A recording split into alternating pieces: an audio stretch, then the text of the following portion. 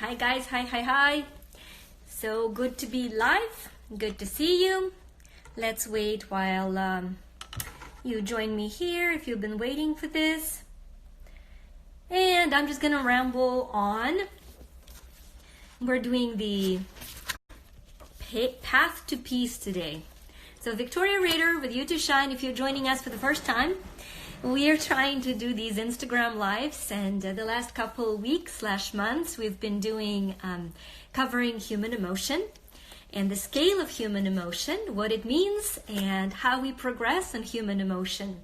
Hi, thanks for joining. So good to have the first person join. Yay! At any case, we're going through, and if you're watching this for the first time, if you're joining us for the first time, you can catch up on these.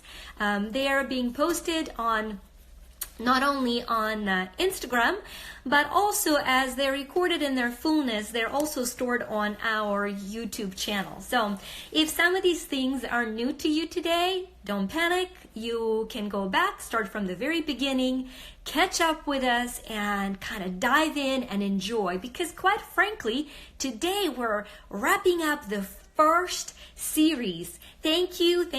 Trying to be pretty for you. Yes. At any case, let's real quick go through the summary of these several months that we were doing, because today we're wrapping up some of the high frequency emotions.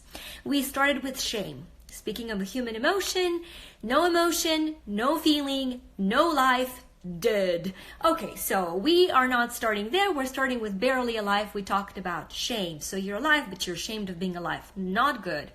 Not good. So the first video that you'll be looking up will be on shame, then on guilt. Guilt is a very powerful video that will allow you to release the guilt of just being you, or having done something, having said something, not having said something, and so forth. After guilt, there is apathy. I'm going to just pause for grief and apathy, but more so for apathy. Why? Because today we're going to be talking about amazing concepts. We're going to put them together as high frequency emotion: reason, love, peace, joy, and enlightenment. So what does apathy have to do with all of those? Because we don't want apathy to mimic as peace. You see, in apathy, you don't care about the result, and you don't care about life. And that stillness, that death inside, may appear to others as if you are at peace, but not feeling anything, or feeling empty, or not caring about the result, clearly is not peace, it's apathy. Being detached from the result while fully, passionately living your life is enlightenment, right? So we're going to start with the end. Leaving here at apathy, and all of those feelings that go after apathy that we already talked about, that there is fear that drives us, that gives us adrenaline to strive to be alive. And after fear, there is pride, that we're either proud of who we are, or we are proud of who we're becoming, or we're simply looking for a way to the next step of courageously accepting who we are and our purpose in life. So after courage, as an emotion, comes neutrality, and then willingness to accept, and acceptance, and then reason. Reason is where we start today. So we're going to go through reason, through love, peace, and enlightenment. So going back to enlightenment, we're going to start with the end in mind. Because what is enlightenment, and why are we talking about enlightenment? Enlightenment is pretty simple concept, really. If you think about it, it's I'm going to give you my own definition. Enlightenment is fulfilling the measure of your creation. That's it. Enlightenment is fulfilling the measure of your creation. So you and I are created for a profound purpose, for being who we are. My enlightenment will never be the same as yours. I want to pause here. This is very profound. People are striving for enlightenment as if there is some kind of a overall generic feeling. But enlightenment is a path of becoming the enlightened self and living that way every day of your life. So a question for you: is a tree enlightened? we talk about enlightenment as people, is the tree enlightened, right?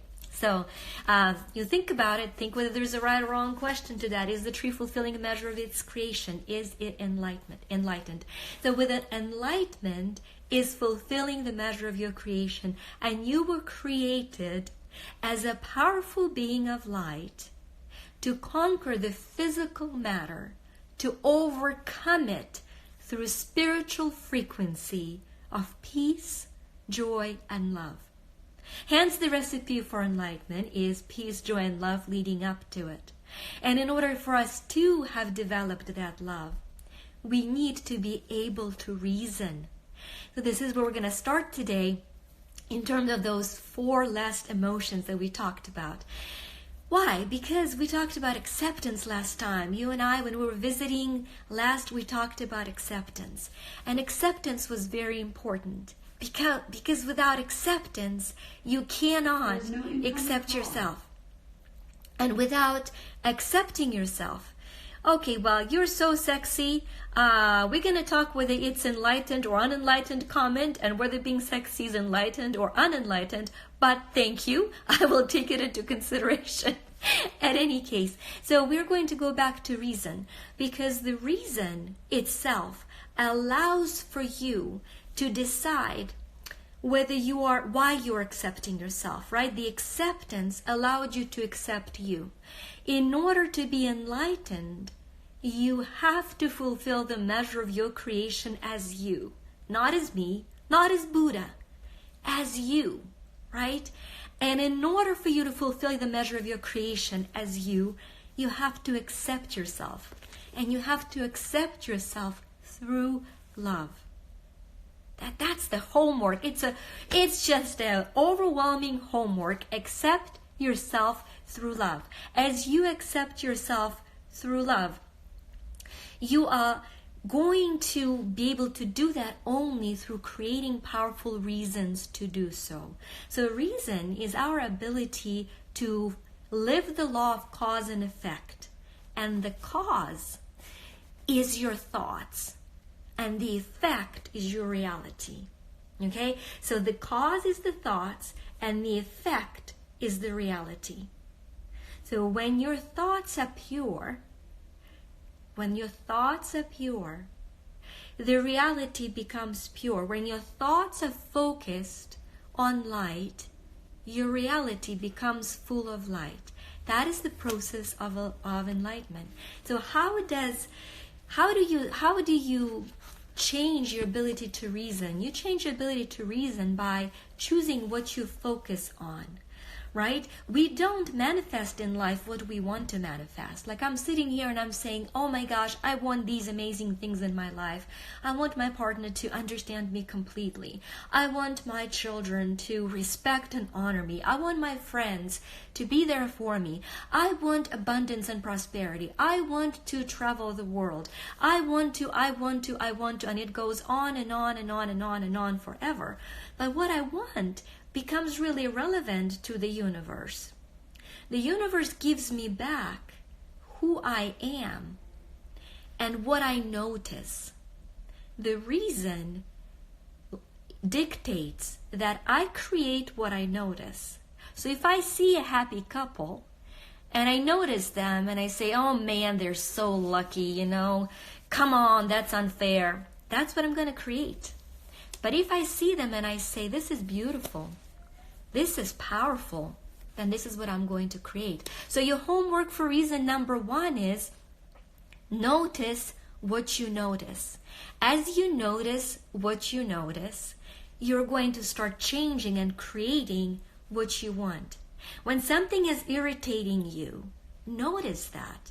Notice that it is irritating you and find a reason to release the irritation and to notice something else. So the first step of finding peace is awareness of what robs your peace. Ability to reason out of that. Practically, powerfully, not through denial, but through action. So what would be the example? Right now we are watching here in the US, we're watching how the Hurricane Dorian has gone through Bahamas and now through the islands as it processes away back into the ocean. And it brings a lot of emotion for a lot of people. Emotion on that scale of emotion, a lot of grief, a lot of suffering, a lot of pain, a lot of regret. For some, a lot of guilt, unassociated guilt, even though they've done nothing. Guilt for absorbing the responsibility for it, right? And so those feelings are very powerful. They're teaching us compassion and ability to love when somebody else is in suffering. But we have to find courage to be able to reason our way out of it through peace. And as these things are happening, to find a way to contribute, whether it is through prayer or through meditation. So instead of an agony and an anxiety that I could find myself in, I could go into a prayer and meditation to pray for those people that are harmed. Right? To meditate, to send love, to send light to the raging storm. So I have to reason my way out of anxiety. And the reason for me to be able to do that then gives me the ability to absorb, perceive, and receive love. Okay? So the reason teaches me how to reason in favor of love. And love, of course, is very important. I talk of love as life-originating vibrant emotion. So what is love? That's what it is. It's a life-originating vibrant emotion. You were created from the purest frequency of the energy of love and light. That is what you and I have been created from as energetic light beings. So our origin is love. And our destination is love. Our free agency determines how we make this path from love and back into love. Our free agency determines whether we are stuck on that path because we get caught in the patterns of anger and pride, hatred, revenge, and resentment, or whether we choose freedom through love. So the journey of enlightenment, of fulfilling the measure of your creation, is from love to love through love. So when you're constantly refocusing through reason on loving yourself, on loving life, on loving those around you, and that becomes the focus of your whole being, you are then constantly finding peace. Focus on the source of all light, on God, the creator of all that is. As you focus on the source of light and love, you are then reclaiming your ability to live through love. See, the problem is that so many of us have a very incorrect concept of love. Why? Because we were brought up by people that gave us love in the best and highest way they thought love could be given and delivered, right? So they've given us their version of love, and so we might or might not have learned what love really is. So I wanted to give you a quick electromagnetic activation for the receptors for love, so you can hopefully receive that, and then for peace and for other higher frequencies. So if you would like to have the receptors for the energy of love activated, opened on the molecules of your emotion and on all of the molecules of emotion in your body, just kind of say yes or agree mentally. And by the way, whether you're watching it live or whether you're watching this in a recording, I understand that 2 p.m. Friday is not an ideal time.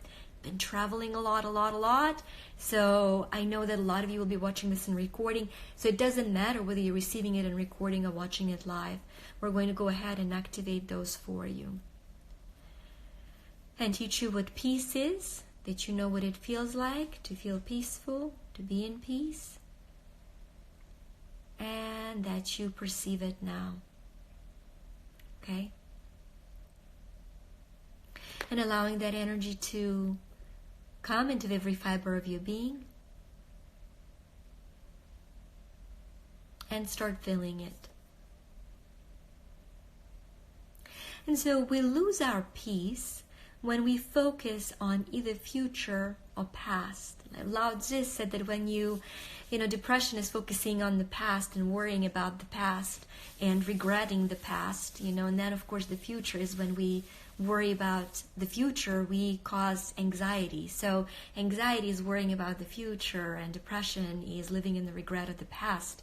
So being in the present and allowing the present to be defined as the presence of light is what redefines your life as of this moment through the energy of love. So to find that peace, we have to be in this very moment, like fully in the very moment. I want you to walk into this moment with me. For your mind, wherever it's dwelling, just bring it in and walk in. Because when you walk in at this very moment, and you don't assign judgment to it. Oh, I wonder why this is happening. I'm monitoring things around. I'm attached to the outcome. Remember, as long as you're attached to the outcome, you're preventing the energy of enlightenment. So apathy is not caring about the results. Enlightenment is being detached from the results while living a full, vibrant life. So you're putting all you've got into this very moment. But you are completely unattached as to what this moment brings. So once you find yourself living this way, you are experiencing the enlightened path. You are enjoying every moment deeply, profoundly in peace, and you're loving life in the fullest. So very mindful, very high awareness teaching, and of course, the reason we're even offering this teaching now is because our whole work at You to Shine is dedicated to allowing you to find those moments and then to expand them maybe into minutes, and then maybe expand them into hours and days and maybe weeks, and maybe change it over time into a path of peace and a way of being. But that is kind of where you start. You start with seeing that and understanding that this is what you're walking towards. So I wanted to talk to you a little bit about this feeling of joy and what joy is on that path, right? And as we go from week to week to week in our future videos and time together, we will pick one block, one huge stumbling block. See, we've gone over these huge topics, and enlightenment and love and peace all in one 25-minute or 30-minute video. Clearly, nobody expects anybody to be enlightened at the end of this video. This is kind of a beautiful path for us to look at and realize what it is. And then we're going to spend time together of living life, of digging deep, of finding what is it that is preventing me from those moments of being at peace and joy and love of myself. For example, next week we'll be taking a healthy selfie. The word selfie has become so popular. We talk all the time. Oh, you know what? I am told that it is freezing all the time. And guys, what it is? It probably is because we're experiencing the Dorian storms, right? So thanks for letting me know. So if you are experiencing the same thing, I hope and trust that the recording will be perfect and you can watch it in recording. Meanwhile, before you get off, if you have any questions about the concepts of reason, love, peace, joy, enlightenment, leave your questions so I can look at the questions and answer them, and you can then later catch on with those through the recording, okay? So kind of let me know what that is. Okay, so wanted to talk to you about nervous system and peace a little bit, because we're talking a lot about what peace is and what isn't. And sometimes, because here in this world, we are in our physical bodies, thank you body, our bodies have a lot to say on our overall well-being. And our nervous system, we can talk about peace as a spiritual concept, but our nervous system is a physical response to our spiritual well-being.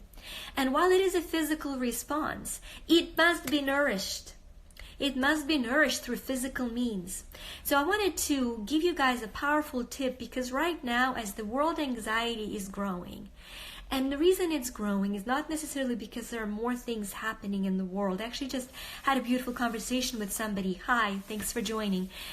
With somebody, that it's not that we have more and more things happening, it's that our awareness of them is becoming heightened because we're awakening as humanity. As we're awakening, we tune in to these things that are happening, and we're more aware of them. And as we're more aware of them, we become more anxious. And as we become more anxious, we add the energy of anxiety to common hysteria more and more. So now, more than ever, we get to reclaim the inner peace and bring that to the table of humanity, and bring the peace and the hope and the comfort, and not the worry and the anxiety, right? That is the path of fulfilling the measure of your creation. So, or enlightenment, in other words. So as there is a lot of anxiety, our nervous system literally gets worn out through the constant sympathetic response, right? There is a parasympathetic response when our system calms down. And notice, as I calm down and I change my voice, just notice, just this subtle change of voice from a high passion, go for it, sympathetic, to calming down, nice and calm. Just a change in my voice has your system tune in and respond differently, right? So we got you all excited with the powerful information, and now we're bringing your nervous system down. Except that if your system is frail, and if it is worn out by constant worry, it is lost that ability to respond through peace. It has lost the ability to be flexible. And so I wanted to direct you to Anthony Williams, medical medium, for one of the most powerful, easiest way to maintain your physical well-being. Period. Enough said. For me, there is an authority in a different area in my life. In spirituality, my authority is a direct source. All the teaching that I offer you, I receive directly from the creator of all that is. They're God-channeled teachings.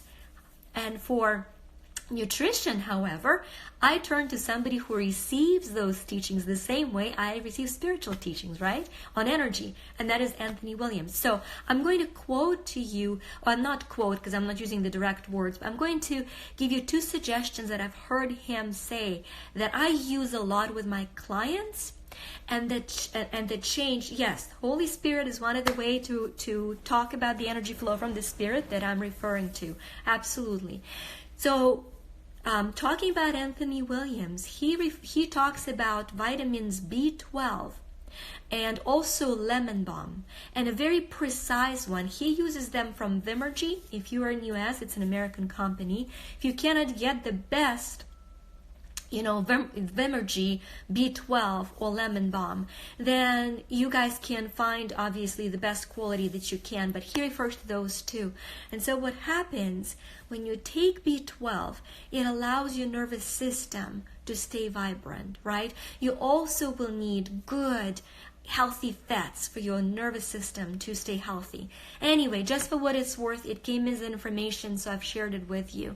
But for you right now, through the energy activation, I want to bring some peace to your nervous system. So if you would like to have the ability for your nervous system to respond to this energy flow through healthy myelination, through the energy sheath of protection, that your nervous system is fully functional and yet fully protected, just say yes. That you know how to respond to the world without the need of reacting through anxiety and overwhelm. If you're not driving and listening, if you're in a place you can close your eyes, if you feel like closing your eyes, please close your eyes as we're working through this beautiful energy activation. So I want you to start feeling and imagining the light going to and through your body. Calm, beautiful light, calming your nervous system down. removing any and all anxiety, and leaving peace behind. If your body is lacking the definition of peace, we're going to give you Creator's definition of peace. Yours is the same. You have ability to process peace through your nervous system. And you have a discernment and ability to release any damaging frequencies from your body through receiving the energy of peace. And I'm sure that kind of feels nice and calm. And so then you get to nourish your system with beautiful supplements, meditation and prayer, and so forth and so on. So I wanted to mention to you something very important pertaining to the energy and to the vibrancy through your body. Okay, we talk in all of the studies that you can do if you're gotten into meditation, into mantras and so forth. They talk about it, at least the 7 main chakras, which are the centers of energy that go through your body.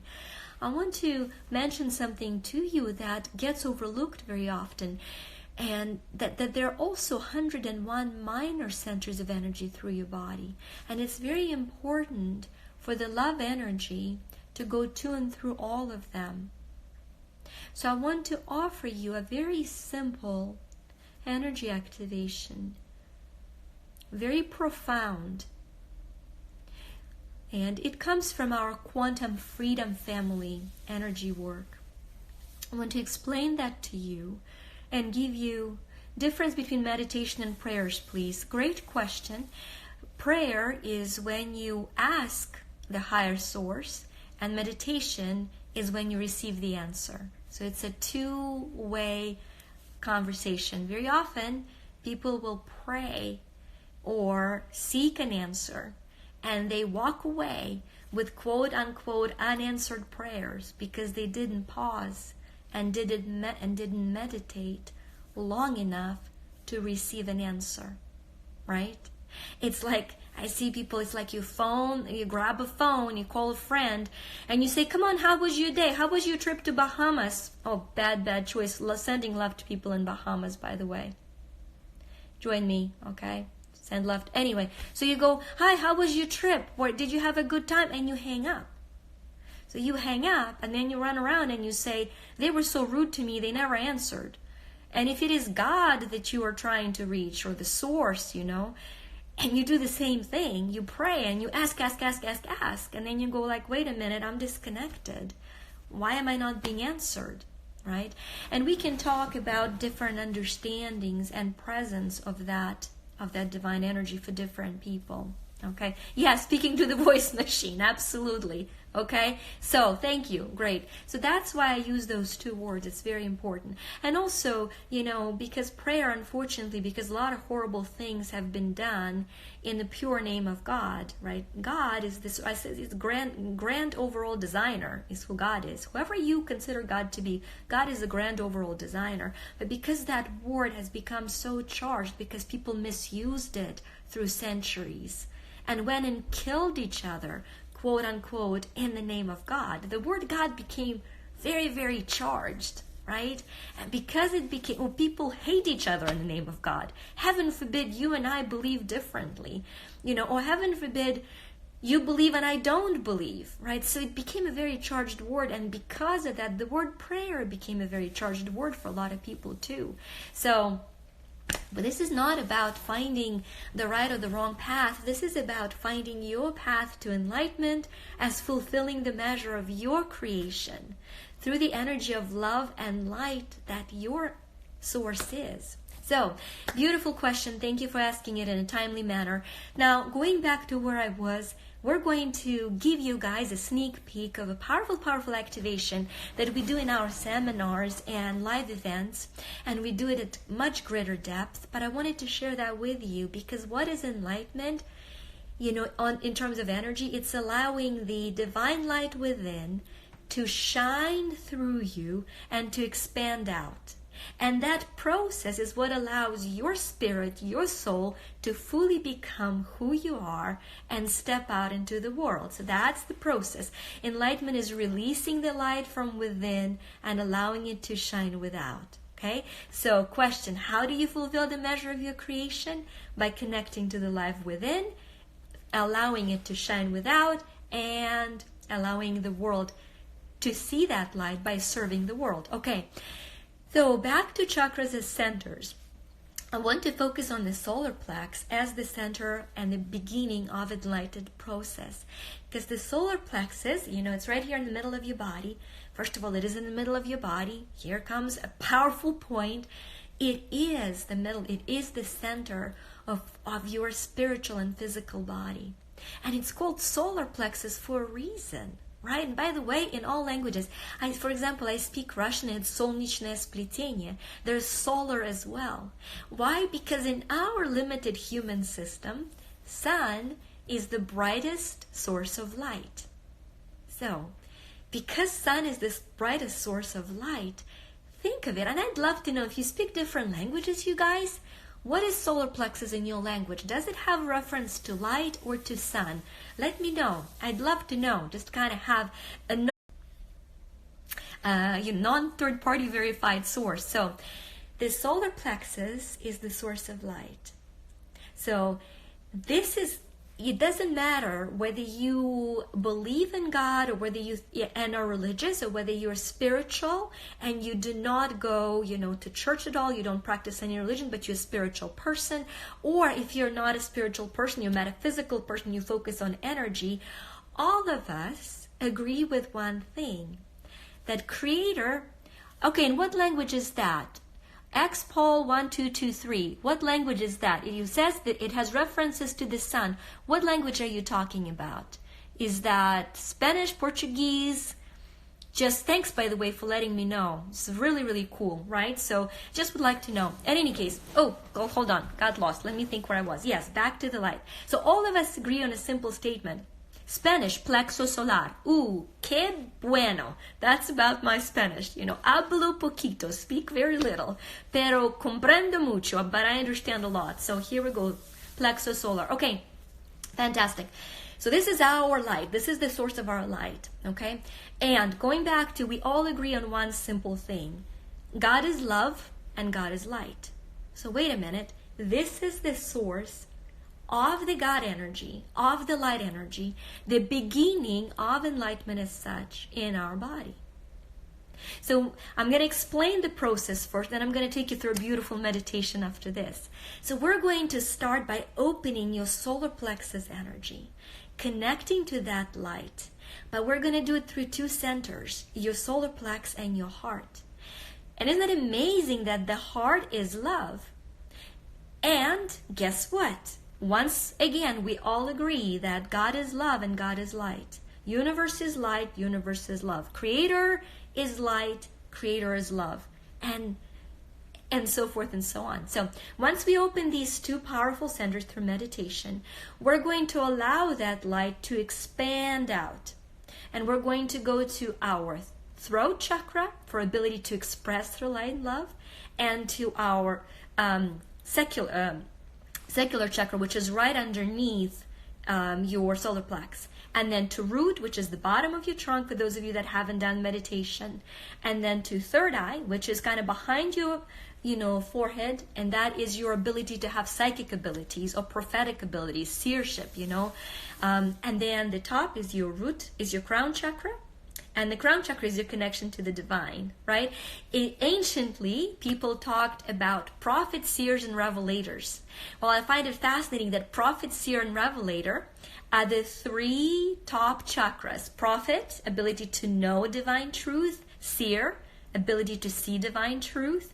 And revelator, ability to speak and reveal divine truth. So those three are very powerful way to speak, see, and reveal divine truth. But without your connection to love and light, there isn't a divine truth to reveal. So through ages, disconnected from the love and light coming from within, people were connecting to the universal laws. And universal laws are very powerful energies that operate the universe, but they're not the creator themselves. They are the energy through which creator operates the universes. And so let's look at the Old Testament, and you look at this law of being punished for everything, and people say, oh, God is callous, God is a punisher. No, it's just that it was channeled as the universal laws were channeled, not necessarily light and love itself. So as we get awakened and enlightened as humanity and have access to the flow of light and love through us, as each one of us steps into our own connection to the divine and into our own connection to and through the energy of Creator, through light and love, we spread that into the overall unity of enlightenment. There is no individual enlightenment. We're all one, right? We're all one.